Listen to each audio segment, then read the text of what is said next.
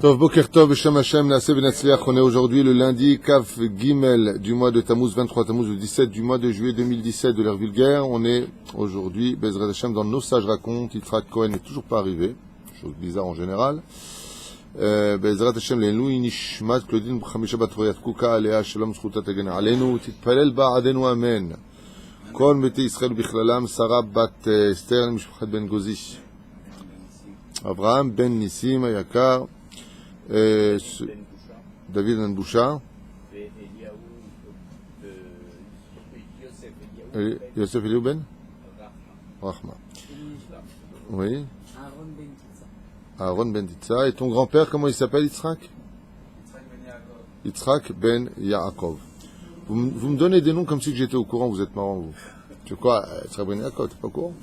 Alors, Refresh Tema, Bezrat Hashem, n'oublions pas tous ceux qui sont malades. Bémet que Akadosh Baruch Hu yotzi otam min ha'afela le'ora, une grande réfouach shema pour tous les enfants d'Israël, bli yotze min ha'klal u'bichlalam et Hashem hatov, moratimi ha'kedosha v'te'ora, yafa bat shemesh, Talia bat Efrat Miriam, qu'Akadosh Baruch Hu bezrat Hashem ten la, achlama bimhera bimhera, amen. Tov. Chacun pourra dédier ce shiur d'abord en l'honneur de la Shrina qui n'a toujours pas de maison, et ensuite pour ce dont il a besoin. Une bonne parnassa, un bon shlom bayit. Be'ezrat Hashem Yitbarach.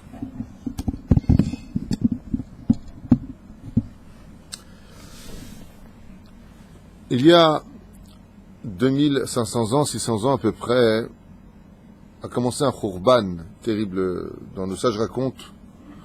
Et ce khurban a commencé et débuté par la destruction du temple, par Nebuzradan, envoyé par Nabucodonosor, comme vous le savez, qui était Saratabachim, ministre des cuisines à l'époque, un homme particulièrement cruel, qui pénétrera le temple et qui verra un événement curieux, du sang qui bouillait sur... bouait, je sais pas comment on dit. Bouillait, non? Bouillait. Il me semble qu'on dit bouillait. Ba'bouot, hein? Sur... qui était en ébullition. Le mec cherche Ken sur une des marches du temple ou sur le parvis du temple, on ne sait pas exactement, en tout cas sur le marbre, et ne comprenant pas pourquoi, quand en général du sang bout sur du marbre, c'est qu'il y a du feu en dessous, et là il n'y avait rien, et il s'est étonné de cela. Alors il a appelé les Kohanim, il leur a demandé pourquoi est-ce que ce sang ne cesse de bouillir sur place. Et ils n'ont pas voulu répondre. Il faut savoir que cet homme extrêmement impie a tué des centaines de milliers de Kohanim, Lévi'im et Yaldé Israël sur ce sang.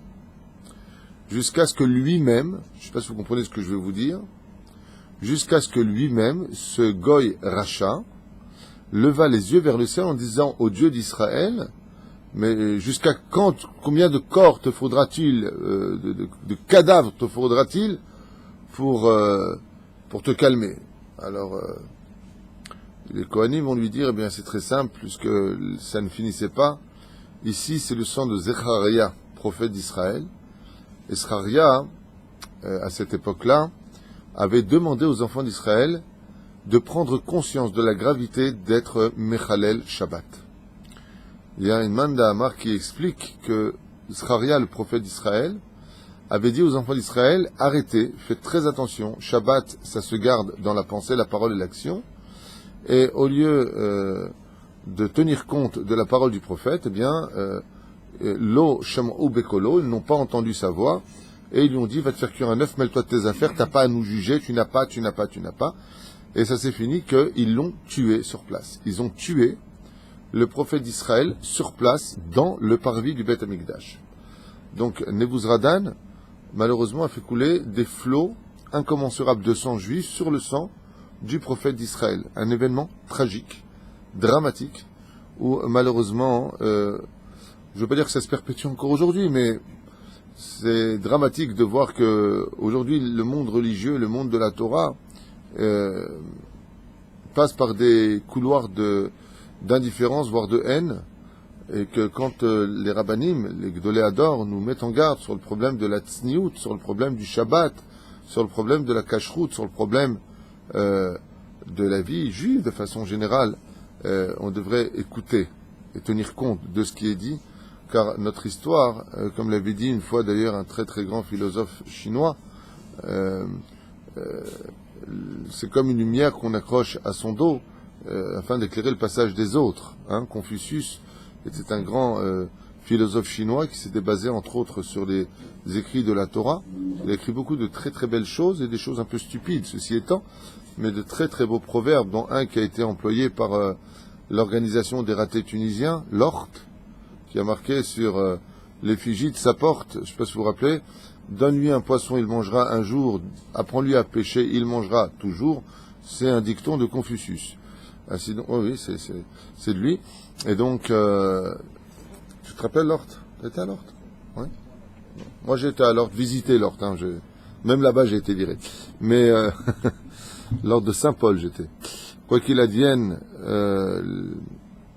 il y a eu un drame comme ça qui se perpétue un petit peu, puisqu'on n'apprend pas, les sages racontent, ce n'est pas l'histoire de Vercingétorix qu'on est en train d'apprendre, ou Clovis qui vient conquérir la Gaule.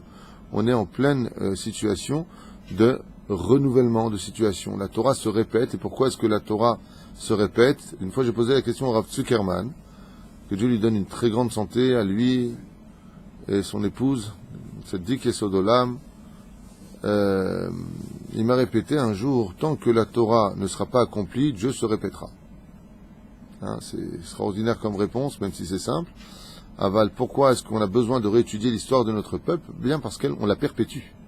Et tant qu'on n'arrêtera pas cela, on n'aura pas de raison de ne pas répéter.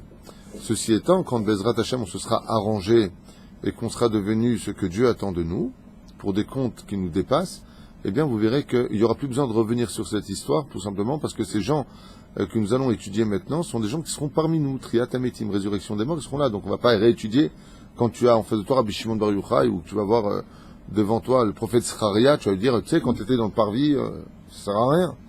Donc voilà. Aujourd'hui, on étudie des choses qui doivent réveiller et éveiller chez nous la sensation de regret et en même temps d'amélioration, de volonté d'amélioration. C'est qu'il faut faire attention. Aujourd'hui, celui qui remplace le prophète, c'est le Chacham. Et comme le disent les talmudistes, Chacham Adif Minavi, le Chacham est préférable encore plus qu'au prophète. Car le prophète ne faisait que transmettre la parole de Dieu quand Dieu s'adressait à lui, tandis que le Chacham, lui, transmet la parole du Shulchan Aruch, qui elle, par contre, est constante. Voilà. À part ce drame effroyable de la mort de milliers de juifs, quand je dis milliers, en réalité, je parle de millions de juifs. D'accord? Je parle du premier temple. Il y a eu un deuxième drame. Et ce drame-là, par contre, a été un drame qui, malheureusement, cette punition, cette difficulté, vit jusqu'à aujourd'hui. Elle se perpétue jusqu'à aujourd'hui. Abraham, de quoi je parle d'après toi? Premier temple. Girouche Asarat Ashvatim. Les 10 tribus ont été emmenées en captivité et dispersées parmi les nations. Voilà. Nous sommes en 2017 de l'ère vulgaire et nous ne savons toujours pas où sont les 12 tribus, si ce n'est que 10 tribus perdues. Il y en a 2 selon le Metsudat de David, on sait qui ils sont. Sfaradim viendrait de la tribu de Yehuda, selon le Metsudat de David, qui commente donc le livre de Yoshua bin Nun et le Tanakh. Et les Ashkenazim viendraient de la tribu de Binyamin. Voilà. D'où est-ce qu'on apprend ça? Du verset qui dit Lotitosh Shevet Yehuda mi Shevet Binyamin. La tribu de Yehuda ne se séparera jamais de la tribu de Binyamin. L'un est garant pour l'autre. C'est marqué en allusion quand Yehuda prend la garantie pour Binyamin de l'emmener devant Yosef en galoute. Et il dit, je serai Arev la Nahar, je serai responsable de lui.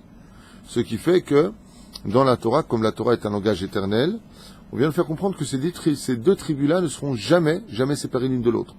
Effectivement, les Sfaradim et Ashkenazim ont toujours été l'un garant de l'autre, toujours là pour l'autre. Même s'il y a eu malheureusement, par la bêtise humaine, parce que l'humain est des fois très bête, alors on en oublie qu'on n'est qu'un seul peuple, on est des juifs, même si on a des cultures différentes et des minagim différents, Kolam Israël Yehudim,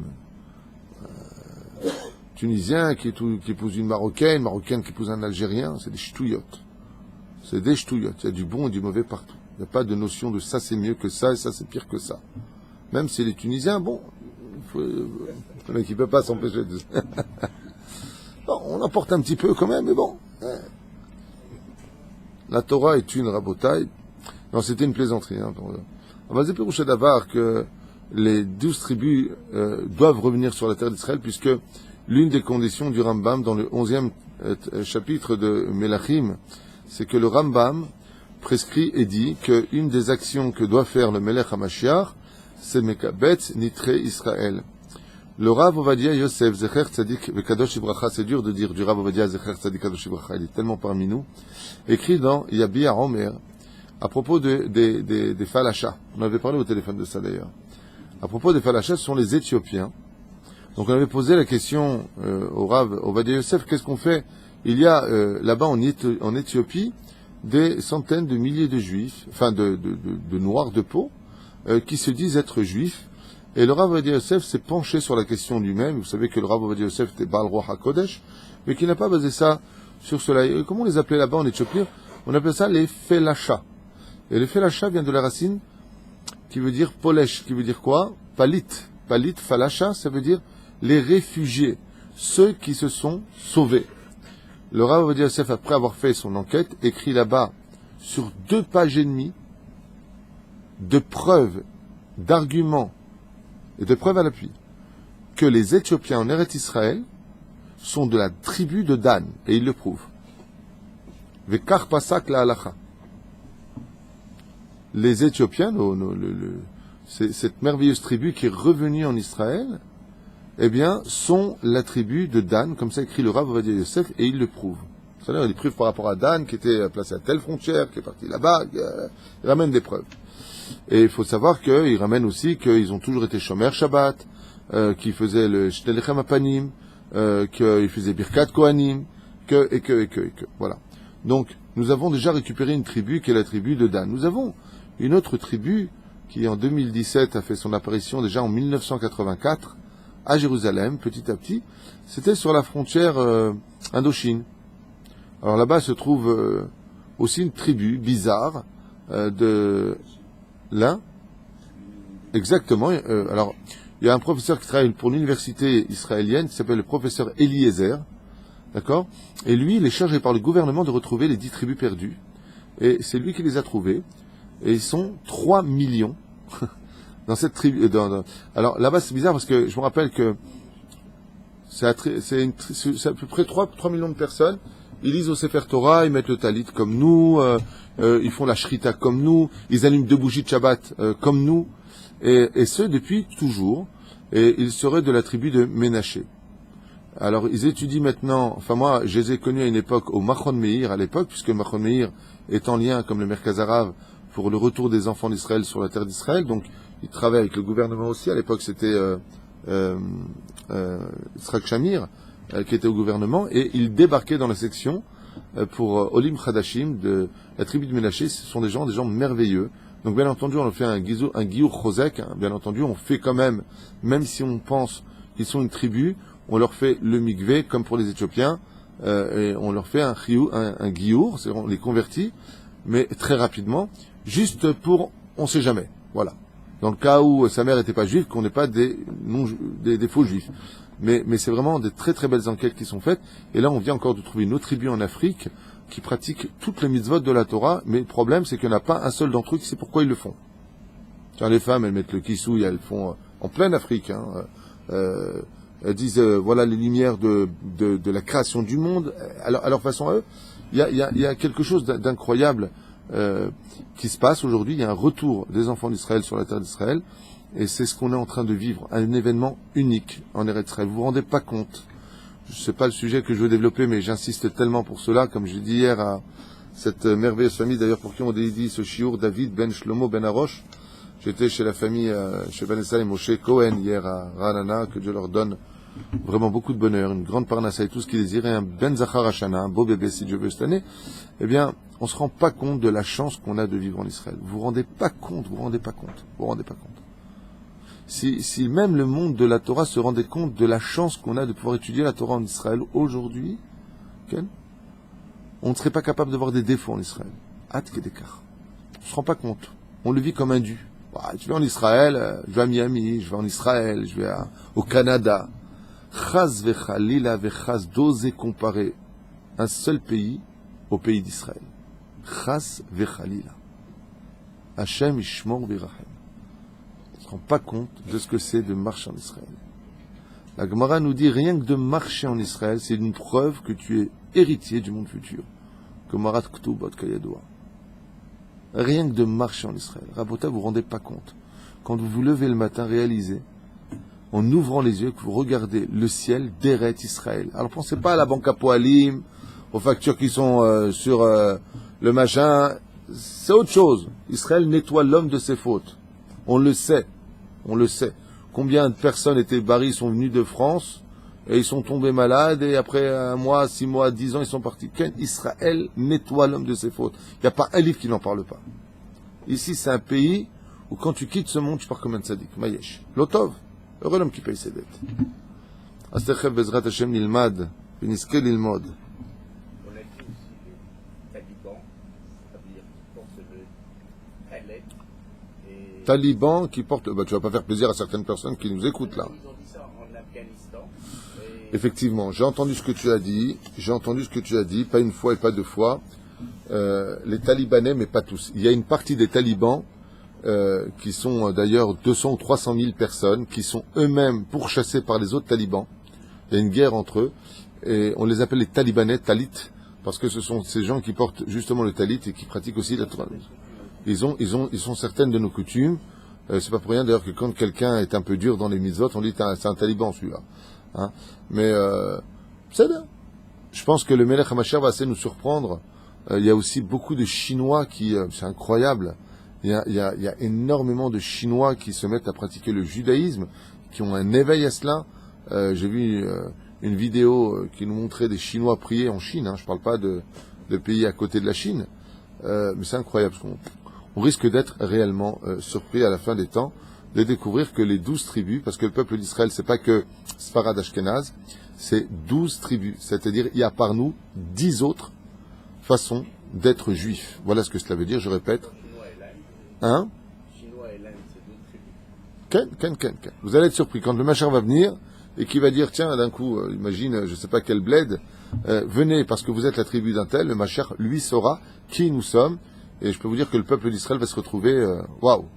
Parce que je rappelle que depuis que le retour à Tzion a commencé, la première Aliyah, Baruch Hashem, grâce au travail du Roi Chaim HaKadosh et de ses pionniers qui sont venus s'installer pour construire ce pays, et que nous remercions bien entendu à notre façon, Toda, de nous avoir permis d'être ici, il faut savoir que nous avons une autre façon d'exister.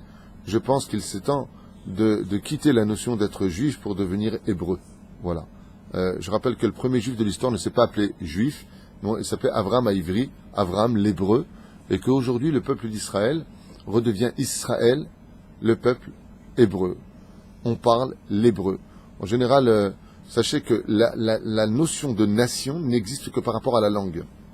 C'est-à-dire que, à l'envers, si je veux conquérir un pays sans me fatiguer, si je veux conquérir, Jackie, un pays sans me fatiguer, sans faire de guerre, qu'est-ce qu'il me suffit de faire de façon stratégique? Tout simplement changer la langue du pays. La langue définira automatiquement à qui appartient le pays. Par exemple, en Belgique, il y a une guerre entre les Wallows et les Flamands. Pourquoi est-ce qu'ils ont une guerre de langue? Mazé méchané, ce que tu parles. Mazé méchané. Parce que la langue définira de façon géographique et démographique qui est le propriétaire du pays. C'est pour ça qu'en Europe, ils obligent l'arabe dans toute l'Europe. Dans tous les pays, l'arabe est obligatoire. Pourquoi? Parce que si demain tout le monde parle arabe, eh ben... allez, un Américain, quelle langue il parle? L'américain. Non, c'est pas la même langue. Ça se ressemble, mais il faut savoir que c'est pas tout à fait les mêmes mots. C'est pas la même conjugaison non plus. D'accord? Un Anglais parle quelle langue? L'anglais. Un Français parle le français. Vous comprenez ce que je veux dire? Automatiquement. Donc, maintenant, nous, en tant que retour sur Israël, on est dans quel pays? Israël, mais on parle quelle langue? Donc, nous sommes le peuple hébreu. Vous avez tout compris. Grâce au retour à Tzion, du fait que nous parlions notre langue maternelle, qui est langue hébraïque, la notion de juif disparaît de plus en plus pour laisser place à l'hébreu. Donc nous sommes devenus enfin hébreux. Ce que la Torah nous demanda au début de sa création, c'est le tour, la fin d'un cercle. Okay, on a déparé d'un point Avram l'hébreu pour revenir à un peuple hébreu. Am Israël, Goy Echad Ba'aretz, un retour à Tzion qui redonne naissance à un peuple disparu depuis cette époque du premier temple, puisque là, à partir de cette période-là, nous allons passer d'hébreu après le premier temple. Il n'y avait pas de juifs à cette époque. Les gens ne le savent pas ou ne le comprennent pas. À l'époque du premier temple, tu disais pas Ani Yehudi. Ça ne voulait absolument rien dire. Celui qui a étudié le Tanakh verrait comment on appelait quelqu'un de la tribu de Binyamin. Un Benyamini. Allez, Shimshon. Mais non, Shimshon est Khalé. Mais non, Shimshon c'est pas une tribu, c'est un homme. Azov. Shimshon, il était de quelle tribu?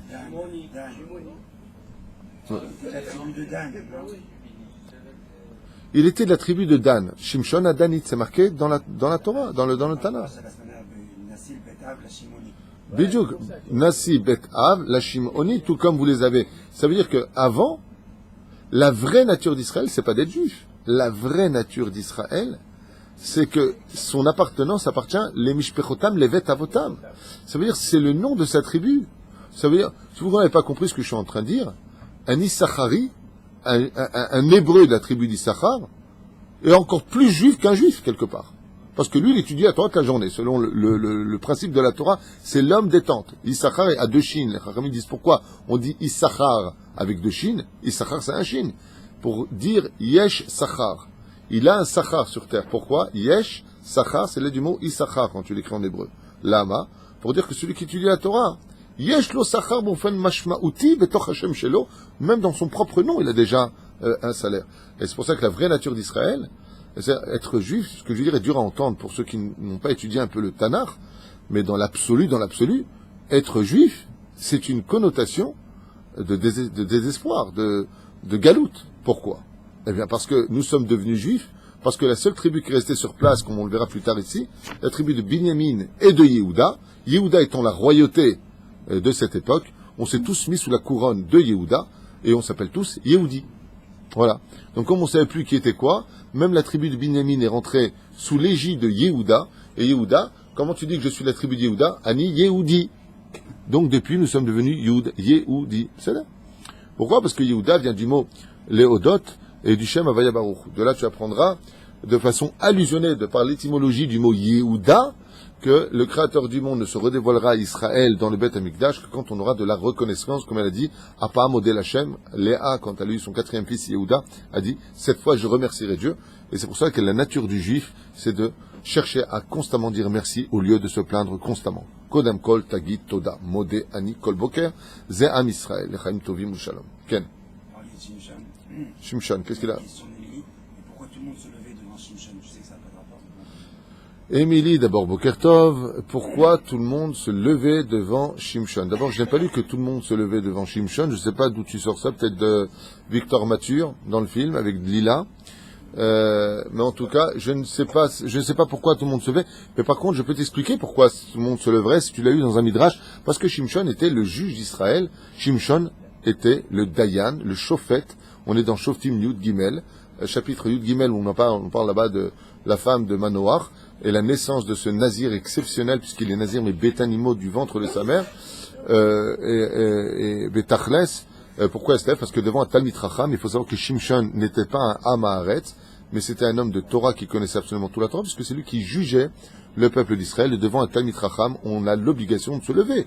Aval Zelo Kashour avec la notion de tribu. Quoique ceci étant, je rappelle que dans la Torah, quand on parle des tribus d'Israël, les Nessi'im d'Israël, les princes de chaque tribu d'Israël, partaient toujours dans les honneurs, on se lève devant un Nassi d'Israël, tout comme on se lève aussi devant un Nassi d'une Beth Knesset, et Kal Vachomer d'un Rav de Beth Knesset, même qu'il soit grand ou petit, Chayavim La'amod Befanav, Mishum She Yeshbo Torah, Mishum Gvod Torah. Voilà. D'accord? Salut. Asarat Ashvatim Gilou Rishonim Eretz Israël. Quelle est la première tribu, chers amis, d'après vous, qui a été emmenée en captivité? Réhouven. Bonne réponse. Voilà. Réhouven, Gad et la demi-tribu de Ménaché furent les premières tribus à avoir été expulsées, jetées en galoute. Car il faut savoir que dans la Torah, contrairement à ceux qui n'ont rien compris à la valeur d'Eretz Israël, ou je veux pas dire juger ça, parce que c'est pas juger, rien compris. C'est-à-dire, moi j'ai compris et vous n'avez pas compris, c'est pas ce que je veux dire. Je m'excuse pour le mot employé, mais les gens qui n'ont pas compris la vraie valeur de vivre ici, il faut savoir que Eretz Israël, c'est un mérite. On monte en Eretz Israël, et qu'on dit, Zacha la alot l'Eretz Israël, c'est un srout de vivre en Israël. C'est pas une galère de vivre en Israël. Mais par contre, la galoute, la France, est une punition, pour ceux qui ne savent pas. C'est marqué dans les livres, hein, c'est pas de moi. Hein. Les États-Unis d'Amérique, l'Ajij, Los Angeles, Miami, c'est une punition. Oui, c'est Masechet Avot, c'est Masechet Shabbat, c'est Masechet Taras. Il n'y a pas une Masechet qui n'en parle pas. D'accord ? Et c'est comme c'est marqué ici, si vous ne faites pas Torah ou Mitzvot, la terre vous vomira, ou elle te vomit, eh bien en France, mon pote. La galoute est une punition. Maintenant que dans Psachim, on vient nous dire, mais pas du tout, on est parti en galoute parce qu'on devait récupérer des nitzotzot, c'est derech agav. C'est-à-dire, les ma'ad avardomé, c'est comme un enfant qui avait très très soif, le père lui dit arrête tes bêtises, il ne veut pas arrêter de l'ennuyer, il lui dit alors dans ce cas-là, t'es puni, va dans la cuisine à côté du robinet, mets les mains là-bas sur la tête. Le petit se retrouve juste en face du robinet, il avait soif. Il s'est retrouvé puni, mais en même temps, il peut se servir un verre d'eau. Elle est belle pour lui, l'histoire. C'est exactement ce que fait Hachem. Dieu nous dit, va en galoute parce que tu dois récupérer des nitzotzot, mais sache que tu vas en galoute parce que tu es puni. C'est bien. Donc, un juif qui aime la galoute, c'est un juif qui aime la punition, quelque part. Vous avez compris ce que je veux dire? Hein? On peut la quitter, les gens qui ont vacances en Israël. Khalila bechas. Hareem alchou la galoute.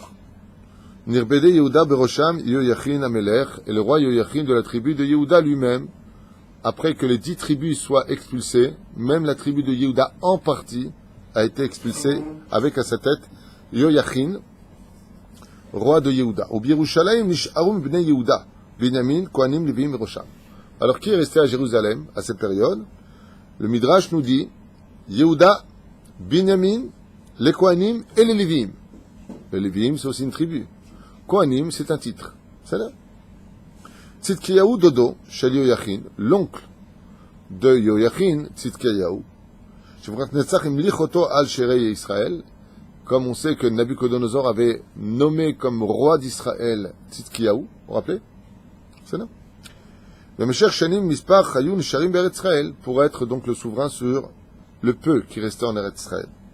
Car il faut savoir que les Mekoubalim disent que le peuple d'Israël en aucun cas ne peut être exterminé. En aucun cas. Sauf dans 2 cas.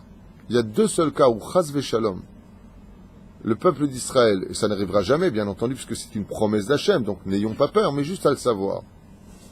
Le premier cas, c'est que si Chas Veshalom on tue un Kohen Gadol et un prophète le même jour, En Kapara Olamit. Il n'y a pas de tchouva possible pour ça. Pour le peuple d'Israël, c'est la mort obligatoire. C'est pour ça qu'il y a eu la faute du veau d'or. Quand ils ont tué Chour, c'est là, qui était prophète, dans le peuple d'Israël, ils sont venus voir Aaron, Kohen Gadol. S'il avait refusé qu'il avait tué, il n'y aurait pas eu de possibilité de tchouva, ni Kippour, ni quoi que ce soit d'autre aurait pu nous sauver. Donc qu'est-ce qu'a fait Aaron? Il a dit maintenant, si vous levez la main sur moi et que vous me tuez, vous n'avez plus de tchouva. Je préfère perdre mon titre et mon monde futur que devoir perdre le peuple d'Israël. Donc il a fait le veau d'or pour sauver les enfants d'Israël. Deuxième cas, si Chaz vechalila, il n'y a plus un seul juif en Eretz Israël, c'est l'extinction immédiate du peuple d'Israël. Je répète, tous les juifs de Galoute, contrairement à tous ceux qui ont ces grandes bouches comme ça et insupportables à écouter, j'aimerais bien un jour devant le Beddin d'en haut écouter comment Hachem il leur répond à cela. Si nous, les juifs de Galoute, on n'est pas là pour vous donner, ya baba, tais-toi, va dans ta niche. Garde ton oseille, reste chez toi, on n'a pas besoin de toi.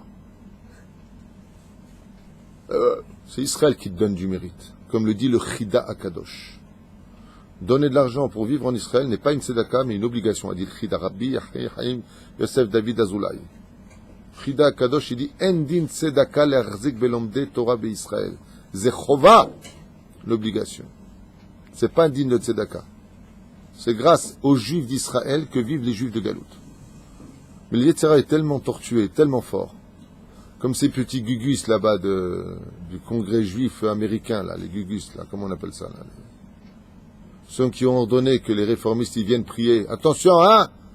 Vous laissez les femmes prier avec les hommes au kotel, avec les tfilines, attention, hein! Sinon, il n'y en a pas d'argent. Rabbi va t'étouffer avec ton argent. Et allons vérifier vraiment si ta grand-mère est juive, toi. Maud Ma'anienne. Maud Ma'anienne, parce qu'un juif, il parle pas comme ça. On ne menace pas le pays d'Israël, entouré de 360 millions d'Arabes qui veulent notre haine, avec des pseudo-juifs qui, avec du dollar, essaient de nous diriger ici. Hashem Ishmor V'Yirachem. Les Pâques, faire la bourse qu'ils appellent ça. Hashem Ishmor V'Yirachem. On dirait que les peuples, les goïs savent très bien la deuxième option. Les peuples juifs, c'est C'est incroyable, effectivement. Je ne sais pas si vous avez remarqué, mais tous les pays font tout ce qu'il faut pour qu'on ne vienne pas en Israël. Incroyable. Vous avez l'islam de son côté qui fait tout pour que les juifs ne viennent pas en Israël, mais qui aiment bien les juifs chez eux. En Tunisie, ils ont demandé aux juifs de revenir. Attention, sécurité. Au Maroc, tu as 2 mecs qui te suivent. Attention, qu'on touche à un juif. En Iran, attention, tu touches à un juif. Mais alors, qu'est-ce qui dérange? Ne retournez pas sur la terre. Ce qui dérange, c'est que vous redevenez une nation. Ça sort de question. Les juifs, on les aime bien quand ils sont dans la galoute. Allez, va étudier dans ta yeshiva. On va te faire un petit truc. On va te faire un consistoire. Mais revenir sur ta terre, mais ça va pas, non? Qu'est-ce qui vous arrive, les juifs? Vous êtes enfin réveillés de la poussière? Kumiori qui va orer, car est venu enfin ton jour? C'est incroyable. Tu as la chrétienté qui s'oppose à nous. L'UNESCO. Je sais pas, vous vous rendez compte, l'UNESCO. Le tombeau des patriarches. Il y a qui là-bas? Adam et Ève. Abraham et Sarah. Pas Fatima? Hein? Pas Agar? Tu me laisses finir? Tu as Yitzhak et Rivka. Tu as Yaakov et Léa. Toi, t'as qui là-bas? T'es qui, toi? Patrimoine du peuple palestinien? Mais jusqu'où peut aller le mensonge? Mais jusqu'où peut aller le mensonge? Jusqu'où on va? Et l'Europe applaudit la décision de l'UNESCO. Mais c'est incroyable. le plus grand musée de l'art abstrait. Il n'y a rien dedans. Comme me dit Yitzhak Cohen, c'est le plus grand musée de l'art abstrait, parce que quand tu rentres dedans, il n'y a rien. Exactement. Non mais, Rabotai, comprenez que c'est quand même incroyable que les 3 lieux les plus reconnus du judaïsme, dont l'histoire parle le plus, qui sont Shrem, Sichem, Hebron et Jérusalem qui a été conquis par le roi David, acheté par le roi David. Hebron qui a été acheté par Abraham Avinu. Il renvoie Ishmaël, dégage avec ta mère Agar, va-t'en. Dans la Torah, d'où tu sais que Ishmaël existait, si c'est pas dans la Bible? Mais jusqu'à quand on va être hypocrite? Jusqu'à quand on va être hypocrite? C'est pas possible d'être aussi rempli de mauvaise foi. Mais c'est incroyable comment le Satan, il s'est habillé sur les nations du monde.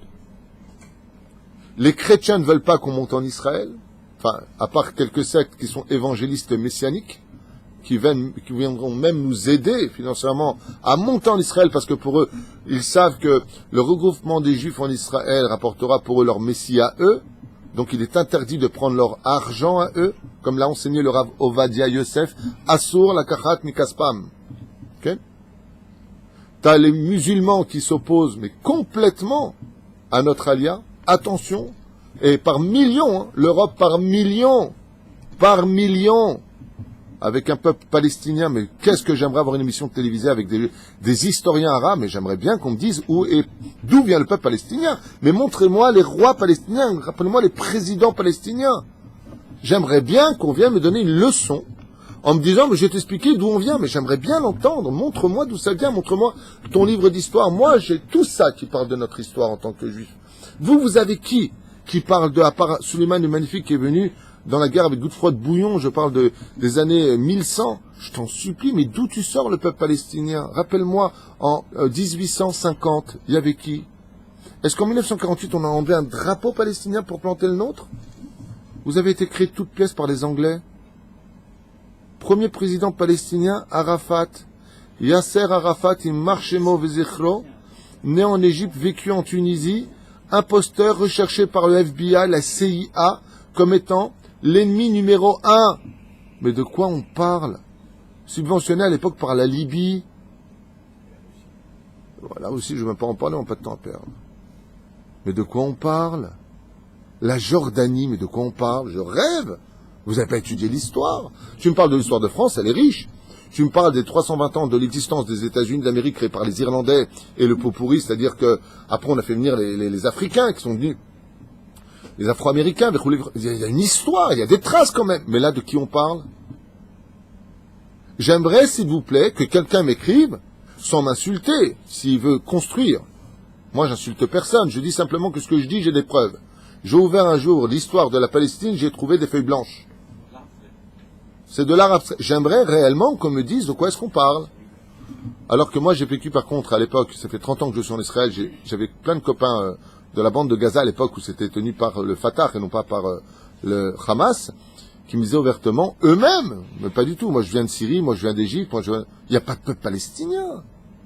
C'est une blague. Aussi, tout à fait, il n'y a pas de langue. Alors, il y a un drapeau qui vient de se créer, créé par les nations du monde. Et pourquoi? Parce qu'ils avaient besoin d'un cancer pour les juifs. Donc tout le monde participe à ce cancer. Et maintenant, c'est un état de fait. Alors le peuple palestinien, un peuple inventé de toutes pièces qui n'a même pas 60 ans d'existence. Même pas 60 ans en tant que peuple d'existence. D'où il sort? De quoi est-ce qu'on parle? De quoi est-ce qu'on parle? La plus grosse arnaque historique contre nous. Mais c'est de notre faute. Israël a toujours ce côté un petit peu gna-gna, un petit peu d'aller dans le sens du poil, doucement, doucement. Pendant 1967, à la guerre des 6 jours, où nous avons été attaqués de façon lâche et subventionnés par nos chers amis d'Europe, je rappelle l'embargo de monsieur, comment il s'appelle, l'autre abruti, la grande perche, là, non. La grande perche, le général de Gaulle, ouais. Le général de Gaulle. Après Pétain, il y a eu de Gaulle, qui a fait, je vous rappelle, l'embargo, qui a fait couler les armes qui devaient nous servir à nous défendre. Pour ceux qui connaissent un peu l'histoire, quand même, parce qu'on peut-être arrêter d'être un petit peu ftaté dans la vie. N'ayez pas peur ni d'être juif, ni de fier de votre Dieu, et encore moins d'avoir peur de votre Torah. Nous, ce qui nous fait vivre, c'est pas les nations du monde, c'est la Torah. La reine d'Isiata d'Ishmaïa, faut pas oublier l'histoire. Nous avons été attaqués en 1967. Nous avons repris notre kotel construit par le roi David, pas Mohammed, Yablid. C'est le roi David qui a construit le kotel. Je sais pas si tu es au courant. Les fondations, c'est le roi David. La construction, c'est le roi Salomon, fils du roi David. Pas au courant de l'histoire. Jusqu'à quand on fait comme ça? Jusqu'à quand on va parler? Jusqu'à quand on va négocier? Jusqu'à quand? Jusqu'à ce que les enfants d'Israël reviennent sur leur terre, après le Gilouï, après le Guérouche, qu'on vient sur la terre, qu'on parle l'hébreu, qu'on arrête de parler le français, l'anglais, le portugais, on parle l'hébreu. On est sur notre terre, qu'on apprenne à s'aimer, qu'on apprenne à se respecter, qu'on apprenne à évoluer ensemble, qu'on sache avoir de la reconnaissance pour ceux qui étudient la Torah, comme pour ceux qui construisent ce pays. C'est ça, Am Israël. C'est Am, toi avec moi. Am, en hébreu, ça vient de la racine Aim, qui veut dire avec. Toi avec moi, ensemble. Merci d'étudier la Torah, parce que l'encre qui écrit l'histoire, ce sont ceux qui étudient la Torah. Et ceux qui construisent ce pays n'en sont rien d'autre que la plume. Et Israël n'en est pas moins que le parchemin. Ensemble, on écrit l'histoire. Beyachad.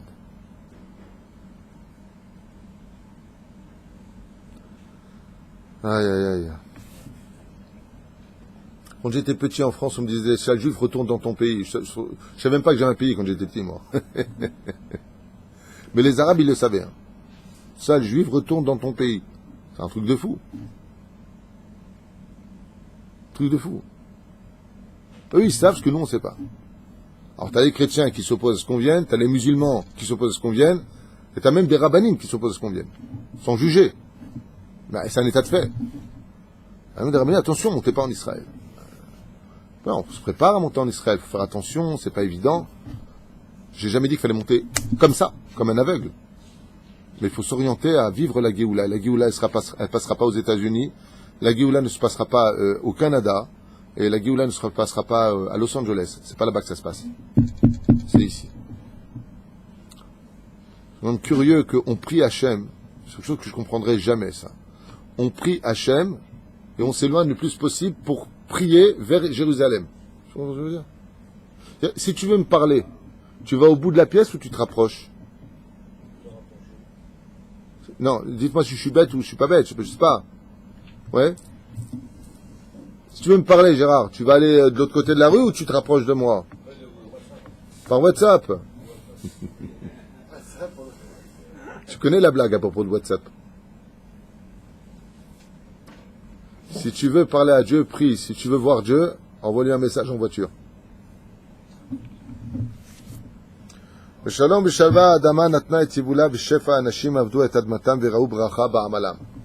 Et les deux tribus qui sont restées en Israël sont restées à respecter la Torah et les mitzvot. Ils ont compris qu'il ne fallait pas plaisanter et que si chas v'shalom on ne faisait pas Torah ou mitzvot be'eret Israël, car il est évident que les mitzvot ont un rapport avec Israël, c'est qu'elles se marient avec Israël. Chez Nehemar, mitzvot atluyot ba'aretz, comme l'a dit le Rav Shmuel, les mitzvot qui dépendent de la terre d'Israël. Il y a une dépendance à la terre d'Israël.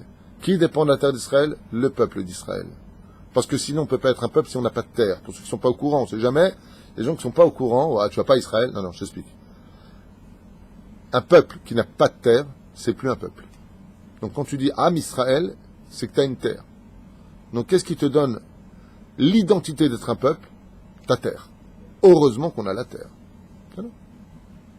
Et nos mitzvot, de quoi elles dépendent nos mitzvot? De la terre d'Israël. Chez Nehemar, à mitzvot atluyot ba'aretz, à peu près 80% de nos mitzvot dépendent de la terre d'Israël. Selon Rambam, à peu près 80% mi mitzvot atluyot be'eretz Israël. Vous vous rendez compte?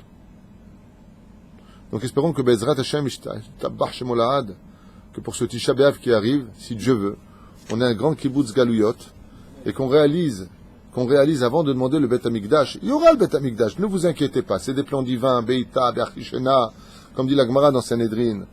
Aval, il y a plus important que cela. Comme avait dit au nom de son père, le Rav Yaakov Sitruk, que Dieu le bénisse, et son père, Rabbi Yosef Chaim Sitruk, Zecher Tzadik Livracha, Ish Kadosh Meod, un homme exceptionnel, vraiment, j'ai eu le mérite de le connaître à maintes reprises. Et le Rav Yaakov Sitruk avait expliqué au nom de son père dans une émission, je crois de radio, si on m'a envoyé cette vidéo, si je ne me trompe pas, qu'il avait dit un enseignement que moi-même, avec toute humilité confondue, bien entendu, j'avais déjà enseigné il y a longtemps. Il l'avait répété, ça m'avait conforté,